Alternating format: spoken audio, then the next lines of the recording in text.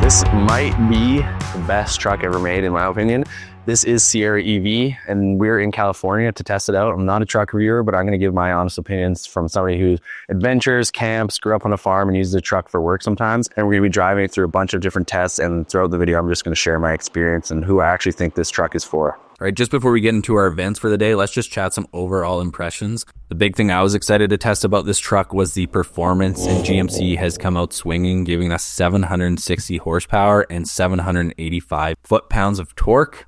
This goes from 0 to 60 miles per hour or 0 to 100 kilometers an hour in 4.5 seconds. You'll see some of my reactions and thoughts on this. This is super impressive to me, especially coming from the other half-ton options in the gas world that we have on the market these days. But a few of the things I noticed initially when you see this truck is the crazy 24-inch rims. I mean, look at the size of this wheel.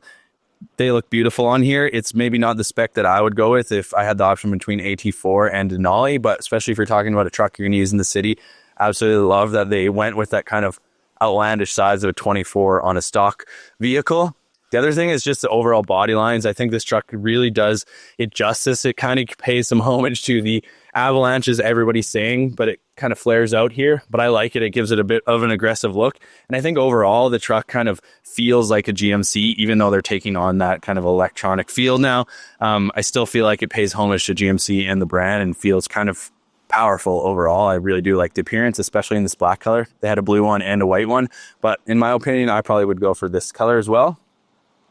Now we've kind of just chatted around overall as the general appearance. The other thing you're going to notice is that we don't have a grille here. I can't remember that they call this. I believe they call it the shield, but they still got the GMC badges there, and they actually light up here, which is pretty cool. And then down here below the camera, we actually just got a quick little button. Couldn't figure that out yesterday. It was kind of annoying because we didn't know that much about it. But now that we know, you just press that button, or you press your button inside, and then you've got a bunch of waterproof storage in here. You can actually put ice and drain it if you want to. It's got a drain plug there, and you can store a whole bunch of stuff out here and gives you like a lot of usability. And to me, honestly, this is probably where I'd put most of my stuff versus in the box if you don't want it to be exposed to the outdoors. Super easy to get in there, and it actually locks, so you can put things in there, especially in the city if you don't want people seeing in what's your back seat. And that's super quick and easy. But then we'll come around into the inside, obviously take a quick look at these beautiful lights. They lowered them down a little bit to keep that look and also to kind of fit it into this package. But hopping in the interior, we're going to go in the back seat. This is one of my probably most interesting things to this truck. You can see we have a bunch of stuff, but I'll put an overlay of clips and us using the Midgate. But this looks like a regular back seat, but it actually pops down kind of like one of the old Avalanches. So you can take this whole entire back door or back wall out of it. You can see kind of how it separates here. Traditional box, but you can also expand a 5'10" box into almost 11 feet of storage. What we're going to show you now and fumble through it probably is how you can actually take this whole wall out here. So first things first, Victor, we can go here. We're going to pull this one, I believe, pull that. And then we pop this down, bring those down. And then now we've kind of shown this another latch here. You guys can't see it, but it's going to bring this whole wall down. And that's basically the first stage here. And so the next thing is dust storm. Holy smokes. Woo. That's honest feedback. But we got a dust storm. One thing I also want to show you guys is that you can take these. This is just a simple thing, but it keeps the seat belts out of the way. It clicks it right there. So our next step is taking this window out of the back.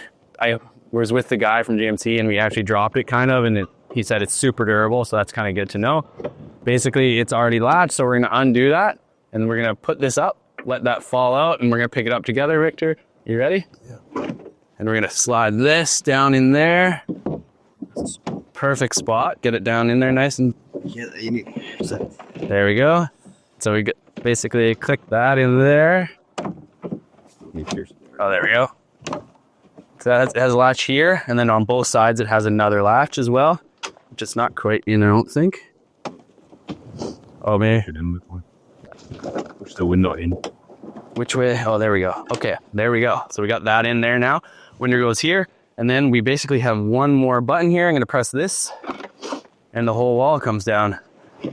And that is the collapsible midgate, which is crazy. You can see here now I can basically slide all the way through the entire truck. room for activity. Super room for activities. We just thought that was really cool because it actually gives a lot of use case for this thing, which in some vehicles, I think things like this can be a gimmick, but this actually gives you a ton more space. Pretty simple though. Not too hard to kind of take down. Maybe took 1 or 2 minutes, and we've never done it before by ourselves.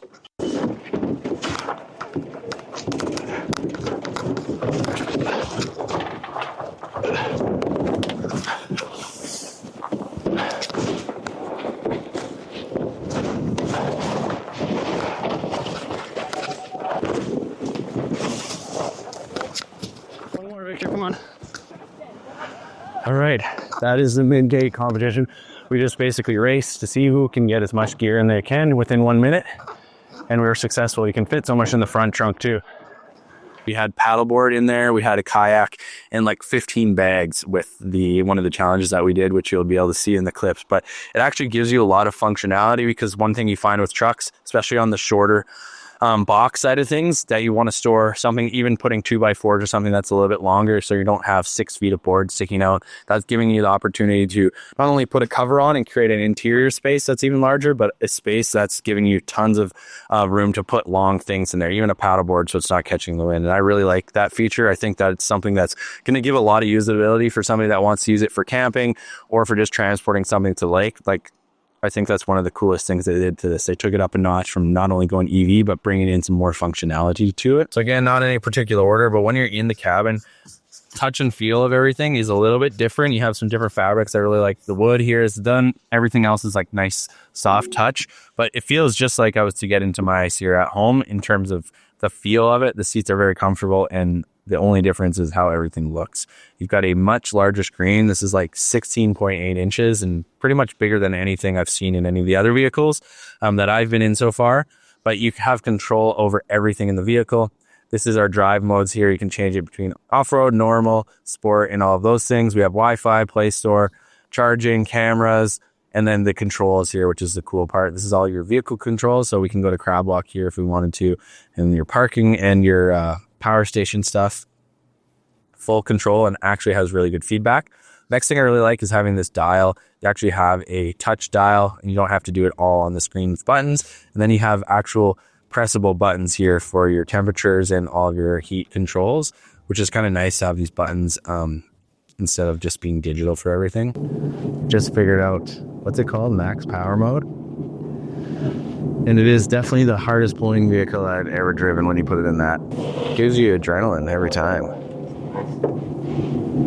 We're going pretty much under 30, and that's still the acceleration every single time. It takes my breath away. I know you hear that a million times with all the EV reviews, but it's my first time, and I'm just taking it in. So you can just be cruising along and just give it gas. That's instant torque every single time. Just, it's wild.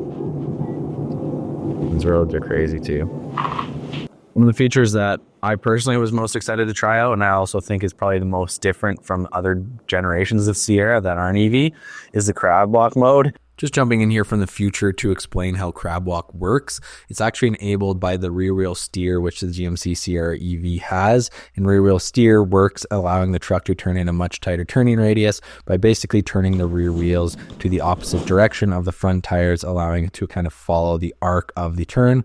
Whereas in crab walk mode, the rear tires actually turn in the same direction as the front wheels, allowing the truck to move in nearly a 45-degree angle to the side. Such an unusual sight to see the rear wheel steer, especially in a parallel fashion like in crab walk motion, which you can see in the video example on the screen. And then you engage that through display here. Then we just go into our controls, and we already have rear wheel steer on, so that's how it gets a really tight circle. But we just got to hit crab walk here and engage.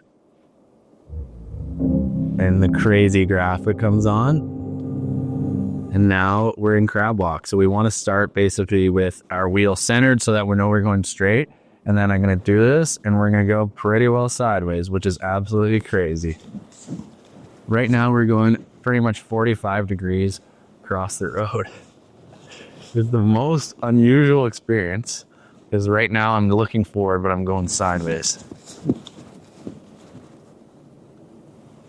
And that's crab walking. We'll probably be able to see that from the outside a little bit better, but that is crab walking. And I guess the idea is if you're in a tight spot where you can't turn around it, you can actually maneuver kind of sideways through obstacles, or if you were in a rut, this is where I think I would use it most. Oftentimes you get high centered on something when you're off-roading, and this way you can put it into crab walk and it'll kind of get you up and out of those ruts and actually be able to get you unstuck, especially if you have some big knobby tires on it in some of the other models which are going to come out like the AT4.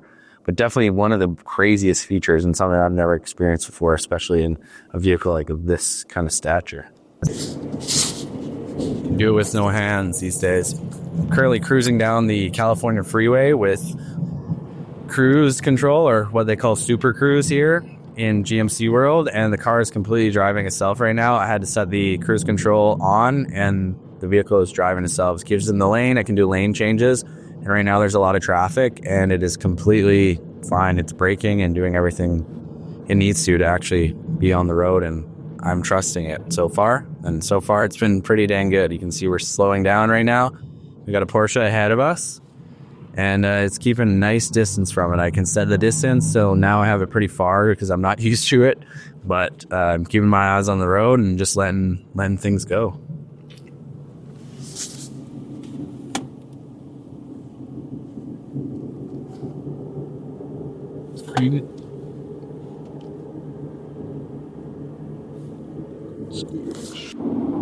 That'd be nice.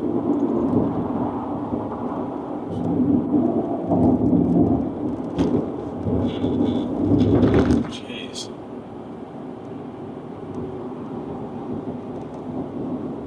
It doesn't love this narrow part, but it's doing fine. So I've probably got about 3+ hours of driving in this truck so far, so it's really not a lot to give a full honest review of it. But in terms of initial thoughts of driving experience, coming from driving another 1500 that's also a GMC Sierra but not the EV, my opinion is that it's super easy to jump in. It's just that's a high level thing. Like I jumped in it yesterday after getting off a flight, and you can easily hop in here other than knowing to figure out the buttons and the drive modes. But you can basically jump in and start driving right away without having too much of uncomfortability. Basically, it drives pretty much exactly the same. A couple of notes I would say after spending some time with it today is that the general driving mode and just normal is definitely quite powerful. You can feel the torque, but as soon as you put it into max power mode, which is like the highest power mode, it obviously eats up a little bit more battery, but it actually, I wouldn't say neck breaking, but it definitely puts you back on it. But it goes from 0 to 60 in 4.5 seconds for a 9,000-ish pound vehicle. That's pretty dang fast, I would say. 785 foot-pounds of torque, so it really does put that down, especially with the weight for all the traction.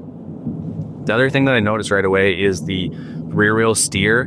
So coming from driving some tractors and stuff that have different things like that, I really haven't put in that much timing with anything with rear wheel steering. So when you're driving slow, you can really feel that because it kind of kicks the ass end out a little bit more than you're used to. So it almost feels like some almost unusual to begin with, especially in a parking lot. You get a really nice turning radius, which I probably can find the specs for, but it's definitely sharper than a vehicle that doesn't have it. But it kind of gives you an odd feeling. Even on the highway, it's definitely not, it's pretty subtle, so you don't feel it a ton, but it's definitely something nice. We've been in some tight areas and we've done some different testing with it, and it was quite a, I mean, it's a very welcome thing.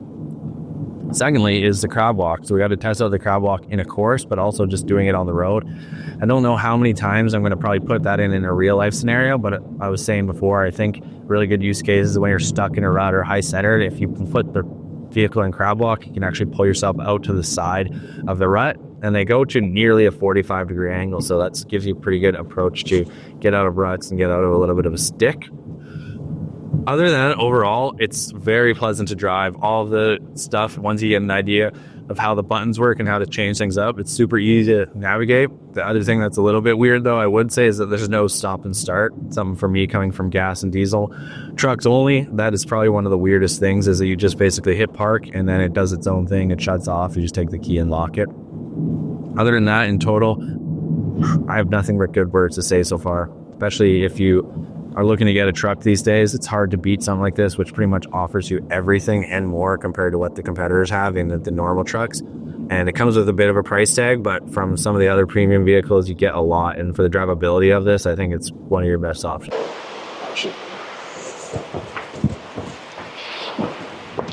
Just had lunch down here and our ride is waiting for us. This is crazy. Life is crazy.